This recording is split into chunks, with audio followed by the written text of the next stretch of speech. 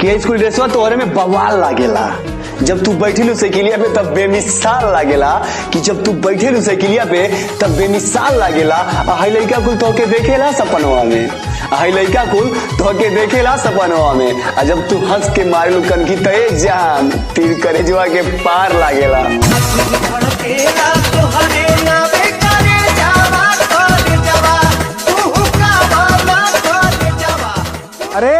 अरे दिल में रख लू हमरा की अब डीपी में अपने सैया के, अरे दिल में रख लू हमरा की अब डीपी में अपने सैया के, साला बेवफा तो के कहीं की समैया के। सबसे पवले बाडू नमक का भात मार के, नया पलाई यार के। कि हमरा खातिर रोज हमरे गली में आवेली, कि हमरे खातिर रोज हमरे गली में आवेली। आपन अखियां लाजे ना उठावेली, आपन अखियां लाजे ना उठावेली। और मोहब्बत कइल के उनकरा से सीखे। ए हमार भाई के मोहब्बत कइल उनकरा से सीखे। जहाँ रखे नहीं हम कदम वो माटी अपने सर से लगावेली।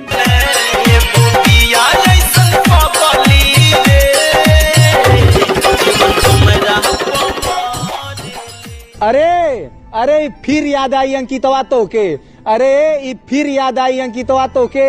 एक हरे जा जब तोहार लइकवा तो से पूछियो सुन, माही रे ए माई तू कोई से प्यार कैले रहली, पूछियो सुन।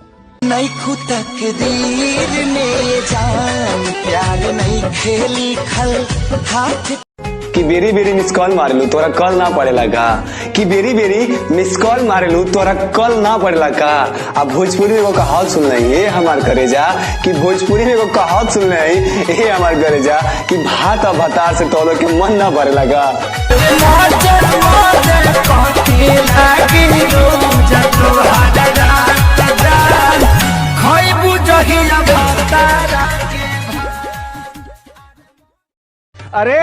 अरे अब हमारो मलकिनिया कहते कि ये राजा हई हुकवा फंसाए वाला चोलिया ना पहनब। हमरो दे दिनिया हमके चिढ़ावा थे, जाके मार्केट में से उ बहने वाला लेके आवा, कहे कि बाजार में एक से एक ब्रांड आवत है। यूट्यूब पर देखल है बानी वीडियो वाला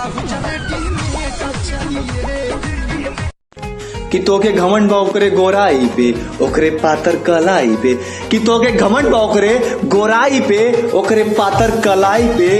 तो सुन हमार भाई तोरे गोरकी में वो दम नहीं के, सुन हमार भाई तोरे गोरकी में वो दम नहीं के। हमार सवरकी केहू से कम नहीं के। और करंट दोनों मारेला करंट जब लचकेला कमर पत्थर की।